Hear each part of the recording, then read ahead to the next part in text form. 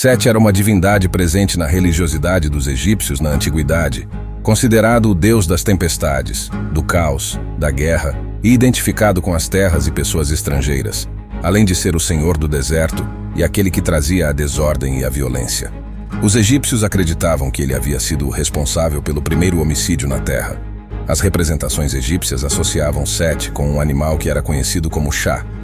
Antes de começar, já se inscreva em nosso canal para mais conteúdos como este. Obrigado.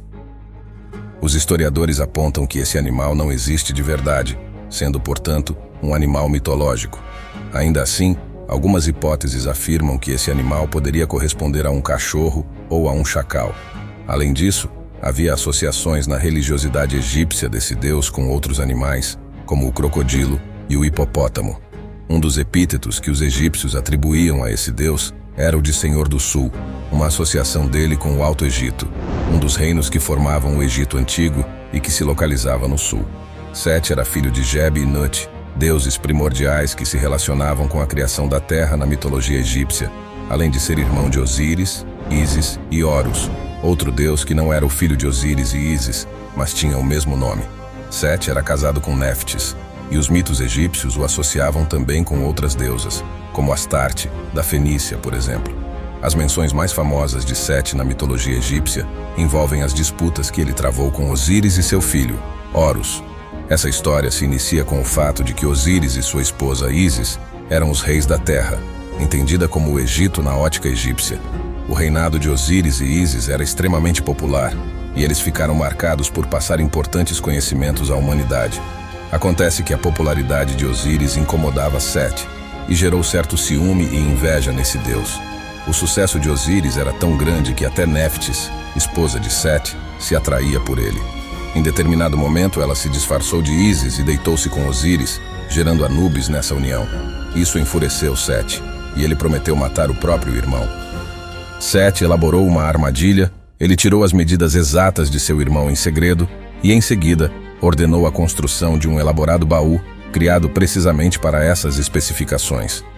Quando o baú ficou pronto, Sete promoveu um grande banquete para o qual convidou Osíris e 72 convidados.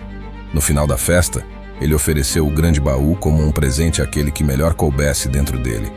Osíris, é claro, se encaixava perfeitamente, e assim que ele entrou no caixão, Sete bateu a tampa com força e o jogou no rio Nilo. Ele então disse a todos que Osíris estava morto e assumiu o domínio do mundo. Ísis recusou-se a acreditar que seu marido estava morto e foi procurá-lo, finalmente encontrando o caixão dentro de uma árvore em Biblos. As pessoas da terra estavam contentes em ajudá-la a recuperar o caixão da árvore, e por isso, Ísis os abençoou. Como eles se tornaram os principais importadores de papiro do Egito, acredita-se que esse detalhe foi acrescentado por um escriba posteriormente como uma homenagem à cidade. Ela trouxe o corpo de volta ao Egito e começou a reunir as ervas e preparar as poções que devolveriam a vida a Osíris, deixando sua irmã Néftis para guardar o lugar onde ela havia escondido o corpo. Durante esse tempo, Sete começou a se preocupar que Ísis pudesse localizar o corpo de Osíris e encontrar uma maneira de trazê-lo de volta à vida, já que ela era muito poderosa e conhecedora desses assuntos. Ao encontrar Néftis, ele lhe perguntou onde ela estava, e quando a deusa respondeu, ele soube que ela estava mentindo. Ele conseguiu chegar ao local onde o corpo de Osíris estava escondido, e ao chegar lá, abriu o caixão e cortou o corpo em 14 partes. Ele então arremessou os fragmentos de Osíris por todas as terras do Egito, de modo que Ísis nunca seria capaz de encontrá-los. E depois disso, retornou ao seu palácio para governar. Quando Ísis retornou e encontrou o caixão destruído e o corpo desaparecido, ela caiu de joelhos em desespero e chorou. Néftis, sentindo-se culpada por ter traído seu segredo, contou a Ísis o que havia acontecido e se ofereceu para ajudá-la a encontrar as partes de Osíris. As duas irmãs começaram então a procurar a terra pelas partes de Osíris. Onde quer que encontrassem uma parte do corpo, elas o enterravam no local e construíam um santuário para protegê-lo de Sete. Deste modo, as 42 províncias do Egito foram estabelecidas pelas duas deusas. Elas finalmente reuniram todo o corpo, exceto o pênis, que havia sido comido por um peixe. Ísis então criou uma substituição para o falo e acasalou com o marido, ficando grávida de seu filho Horus. Osíris foi trazido de volta à vida com sucesso por Ísis, mas por estar incompleto, não podia governar o mundo como antes. Em vez disso, ele desceu ao submundo para se tornar o justo juiz e governante da terra dos mortos. O deus Sete estabeleceu um reino injusto e perseguiu Ísis, para impedir que ela gerasse seu filho.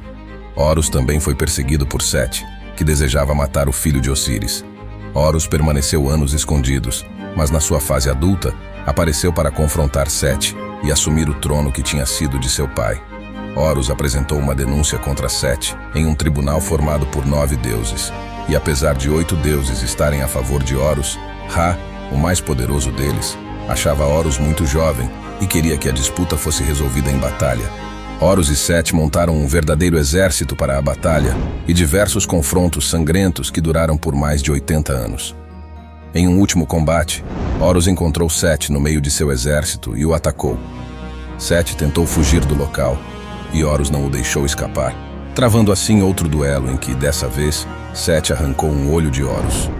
Ra somente se convenceu da justiça da causa de Horus quando o próprio Sete foi enganado por Ísis, confessando que havia agido injustamente com o próprio irmão. Com isso, Sete foi destronado e o trono foi ocupado por Horus, que implantou um governo bom e justo como o de seu pai. Sete foi expulso para o deserto, tornando-se o seu senhor.